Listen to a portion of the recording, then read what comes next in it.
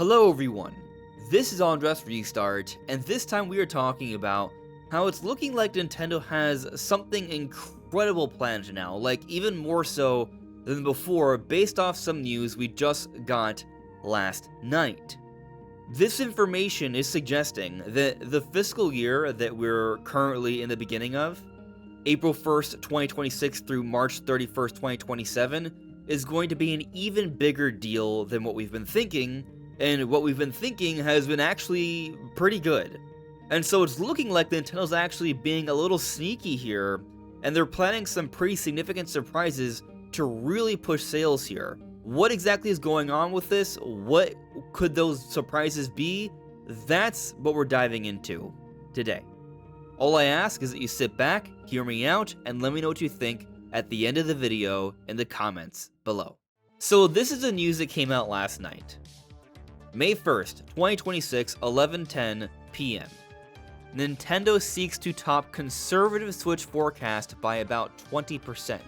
As it reads here, Nintendo has asked partners and suppliers to assemble about 20 million Switch 2 consoles in the year through March, roughly 20% more than the public sales outlook it issued earlier this month, people familiar with the matter said.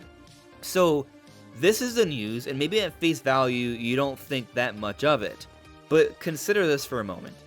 Nintendo had a forecast to sell 16.5 million Switch 2s in this current fiscal year, and they're actually manufacturing even more Switch 2s, suggesting that they've already had a plan internally that they could surpass this, but they told their investors they were forecasting 16.5. So let's actually go to the investor Q&A here, because there's some pretty interesting little tidbits. So here in this answer regarding the forecast for this year, President of Nintendo Shuntaro Furukawa said this: "When Nintendo Switch 2 was launched in June of last year, we worked to expand production capacity so the system was available to as many people as possible. In addition, we held Nintendo Switch 2 experience events before the launch around the world, which generated consumer interest, and this also helped drive sales far beyond our expectations in that first fiscal year. The result was that sales through to the end of the last fiscal year, ended March 2026, reached 19.86 million units, exceeding both our initial forecast of 15 million units and our revised forecast of 19 million units, which we announced at our 6 months earnings report." So, let me break down this part first, and this is really interesting to me. They were already forecasting 15 million, which a lot of people thought was lofty for the first year of Switch 2, considering the higher price and the overall economic climate, and had Nintendo hit these numbers, they would have been positioned to have one of the most successful launch years in video game history. That was their initial forecast, and people doubted it. Nintendo then revised that forecast to 19 million, which is a substantial increase. And Nintendo not only surpassed this lofty initial goal, but surpassed even their revised forecast that was even more lofty, despite apparently having a poor holiday in some regions, and they hit 19.86 million units for the first fiscal year, which wasn't even an entire fiscal year because Switch 2 came out June 5th, not at the beginning of the fiscal year. This was extremely impressive what they did here. But let's scroll down to this other part here. For the current fiscal year, we set the initial sales forecast at 16.5 million units. This takes into account the current sales momentum as well as the sales performance seen in the second year of our past dedicated video game systems. As mentioned in our financial results explanatory material, the pace of adoption of Nintendo Switch 2 is extremely fast even when compared to Nintendo Switch, and we do not see any particular concerns about its momentum at this time. The way that Pokémon Pokopia has contributed to hardware sales reaffirms our belief that the availability of software that people want to play is a key factor supporting the transition to Nintendo Switch 2. Going forward, we have many new titles for Nintendo Switch 2 prepared, and we will carefully convey the appeal of each title to encourage people to transition to Nintendo Switch 2. That's all we need to read here. But there are multiple key points I want to get at here.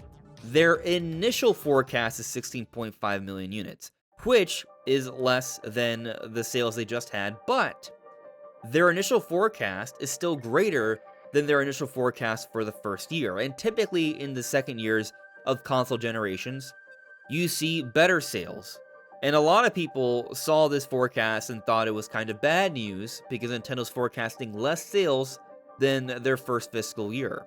Myself and others found it understandable because Nintendo just had to announce the price increase, which is due to a variety of variables, but basically the economic climate, which hasn't only impacted Nintendo, but companies across the board. Nintendo's actually the last of the major video game companies to announce price increases here, but it made sense to go with a lower number because of this price increase.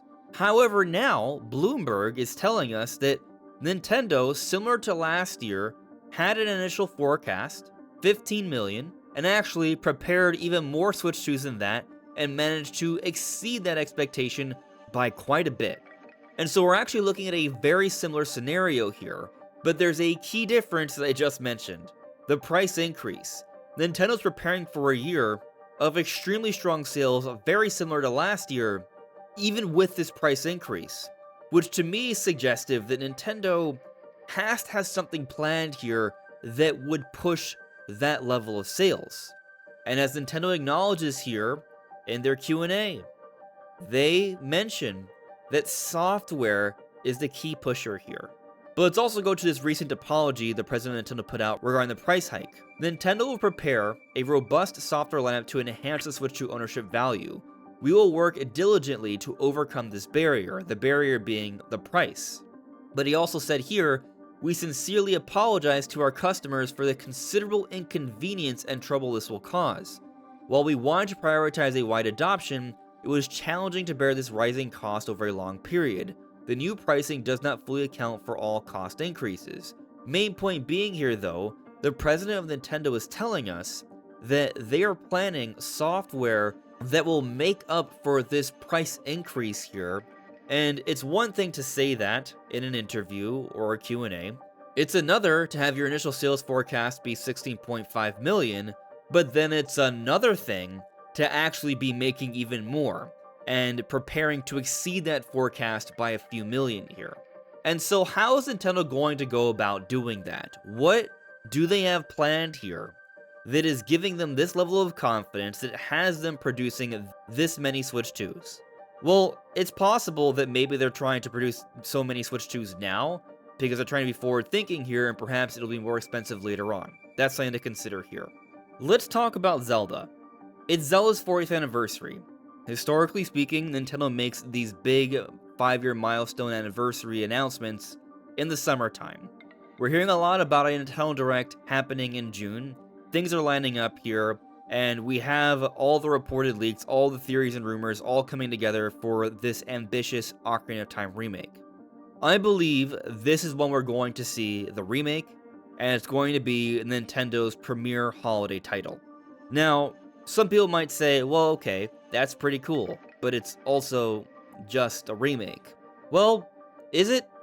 Is it just a remake? We don't know exactly what this is. It may end up being something that's kind of more like Star Fox for Switch 2, which I would argue, still pretty exciting, made to look like a modern game, has a whole bunch of new story elements and visual details that Zelda fans will eat up if that's done for Ocarina of Time, and also has new multiplayer and challenge modes, so if there's that same level of effort brought into the Ocarina of Time remake, that would be a big deal, and I think it would actually be a pretty significant seller. But I wouldn't be surprised if they're going even bigger with this one. We go back to one of the pieces of evidence that led us to believe that this Ocarina of Time remake was in the works before most of the rumors and reports and all that. This patent we saw from Nintendo, where they were testing around with some of the mechanics having to do with interacting with the screen and the game environment, and what they used as an example was a fairy in some kind of like large building mansion sort of thing that has portraits, somewhat similar to perhaps the Forest Temple in Ocarina of Time, And so given the latest reports and how these reports, some parts of them have already been confirmed, like with Star Fox and Splatoon Raiders, it's even more reason to believe that there's something going on here, but perhaps Nintendo is actually doing something a bit bigger with this Ocarina of Time remake, where they're actually going back to the drawing board here and reworking some of the mechanics. Not only have these reports have indicated that this would be a full remake, which obviously has room for interpretation there, but also Special Nick had heard that this is supposed to have a big budget, which also room for interpretation there. But the other interesting thing that Special Nick had heard, who, by the way, in terms of Nintendo things, from everything I've covered with him that he has heard, has been extremely reliable when it comes to Nintendo. He heard that Nintendo is planning a special edition Switch 2 centered around this remake, like a special Zelda edition. And I gotta think that one way Nintendo's going to try and counteract the challenges of this price increase is by doing more bundles. Like the Switch 2 is increasing its price to $500 USD in the United States in a few months here, but I actually bought my Switch 2 at $500 USD just with the Mario Kart World bundle. So if Nintendo can find a way to bundle some games and still have that price of $500, then that might go over a long ways towards combating that barrier of entry. If people see that there's a game included into the Switch 2, then they're going to be more willing to pay that little bit of extra money because they're going to see that there's value added there. Now, we don't know if Ocarina of Time Remake is going to be bundled with this special Zelda theme to Switch 2 that supposedly is coming, but I'm just pointing out that bundles in general could be one way Nintendo can help to push sales here, and that means more value, which is probably going to be exciting for some people when they make these announcements. But if this is a bigger deal Zelda game that has an exciting Zelda 40th Anniversary Switch 2 edition also coming alongside of it, then that's going to be a big deal. Like, we go back to Breath of the Wild's initial sales. In about that first year, Breath of the Wild had hit 8.5 million copies sold. Pretty good, but this was the beginning of the Switch 1 era where Nintendo was basically renewing their brand here. When Tears of the Kingdom came out, albeit to a much larger install base, they sold 20 million copies in just a few months. This Ocarina of Time remake, depending on how ambitious it is, it might appeal to a similar audience here. I don't know if it would sell as much as Breath or Tears, but it could be comparable.